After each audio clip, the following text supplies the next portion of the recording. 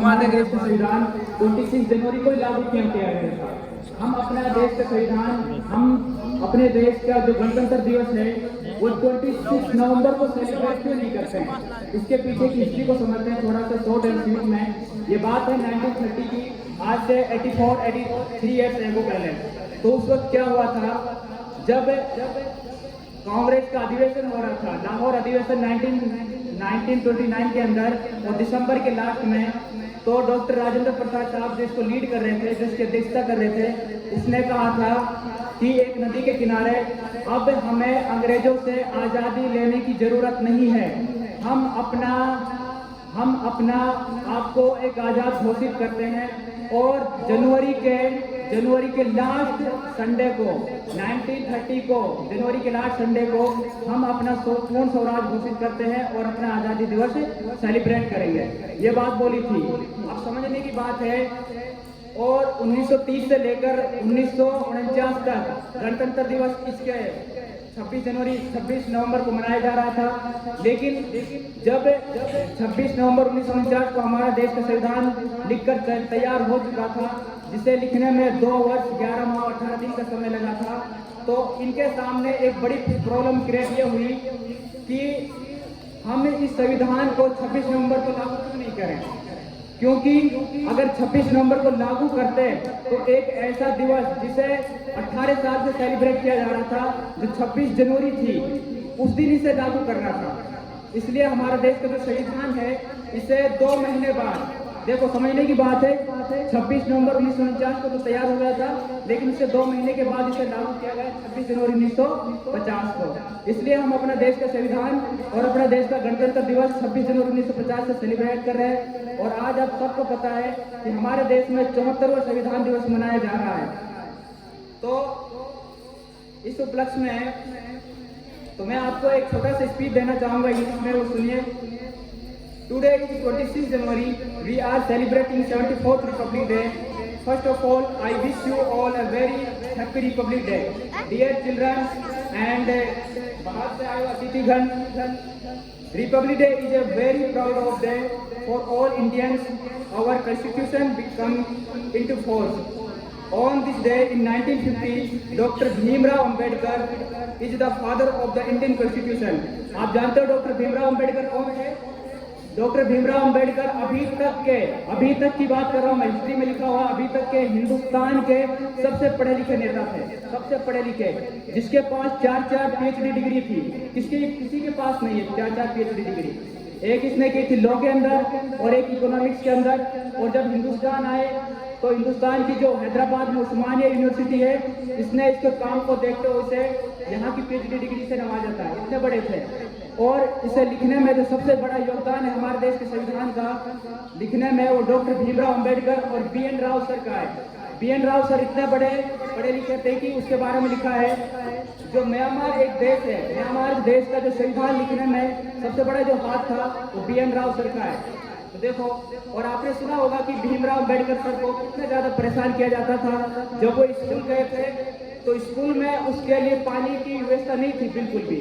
अगर उसे पानी पीना होगा तो उसके लिए साइड में सबसे अलग एक मटकी की व्यवस्था की जाती थी। अगर किसी दिन उसका टीचर नहीं आता या कोई ऐसा बच्चा नहीं आता जो उसके लिए पानी पिला सके, तो उस दिन डॉक्टर भीमराव अंबेडकर सर को वहाँ भूखा प्यासा रहना पड़ता था। आप जब हम 6ठी क्लास में थे तो हमने एक किस्सा पढ़ा था, एक बुक थी नैतिक शिक्षा, उसके अंदर लिखा हुआ था कि एक बार doctor Bhimrao Ambedkar sir school से आ रहे थे और रास्ते में बहुत तेज बारिश थी, और बारिश होने की वजह से वो किसी ब्राह्मण के घर में घुस गए। जो ब्राह्मण ने उसे पहले तो अंदर एंटर करा दिया, लेकिन जब उसे पता चला ये दलित फैमिली से बिलोंग करता है तो तुरंत उसको इतना बुरी तरीके से धक्का मारा और घर से बाहर भगा दिया। तो देखो, इस बच्चे ने जब मेहनत करी, क्योंकि अल्लाह ताला किसी की मेहनत को रखता नहीं है, और इतने बड़े देश हिंदुस्तान का, जो पूरे वर्ल्ड का सबसे बड़ा देश है, उस देश का संविधान लिख डाला। तो बच्चों, आप सब मेरे साथ एक नारा बोलेंगे, ईस्ट और west, India is the best, India is the best. तो इस प्रोग्राम को आगे बढ़ाते हुए मैं सबसे पहले दावत दूंगा आज के क्लास 7 की बच्ची तजकीरा। किरत के लिए आए। आप जोरदार तालियों के साथ उसका स्वागत करेंगे।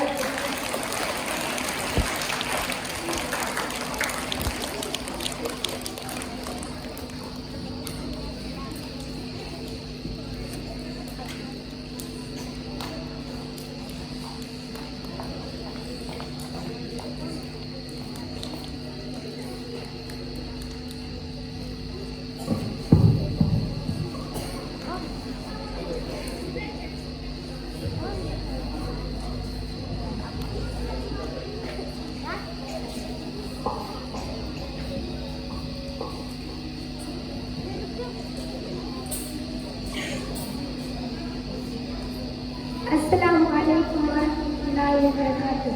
My name is Tazkira. I study in 7th class. आज मैं आपके सामने किरात पेश करना चाहती हूँ। तुमने पढ़ाई अगर मोमिनो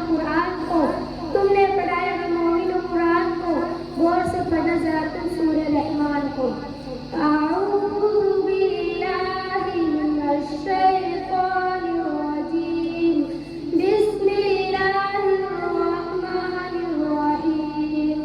अर्रहमान अल्लमल कुरान खलक़ल इंसान अल्लमहुल बयान। अश-शम्सु वल क़मरु बिहुस्बान वन-नज्मु वश-शजरु यस्जुदान वस-समाअ रफ़अहा व वज़अल मीज़ान अल्ला तत्ग़ौ फ़िल मीज़ान वअक़ीमुल वज़न बिल-क़िस्ति व ला तुख़्सिरुल मीज़ान वल-अर्ज़ वज़अहा लिल-अनाम फ़ीहा फ़ाकिहतुन वन-नख़्लु ज़ातुल अक्माम वल-हब्बु ज़ुल अस्फ़ि वर-रैहान फ़बिअय्यि आलाइ रब्बिकुमा तुकज़्ज़िबान। खलक़ल इंसान मिन सलसालिन कल-फ़ख़्ख़ार व खलक़ल जन्न मिन मारिजिन मिनन नार फ़बिअय्यि आलाइ रब्बिकुमा तुकज़्ज़िबान। रब्बुल मशरिक़ैनि व रब्बुल मग़रिबैनि फ़बिअय्यि आलाइ रब्बिकुमा तुकज़्ज़िबान। सदक़ल्लाहुल अज़ीम। अस्सलामु अलैकुम वरहमतुल्लाहि वबरकातुहू।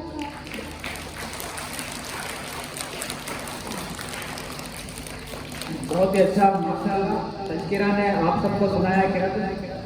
तो बेटा हमारे सामने एक क्वेश्चन बनता है कि क्या मुसलमान अपने भारत देश से प्यार नहीं करता है?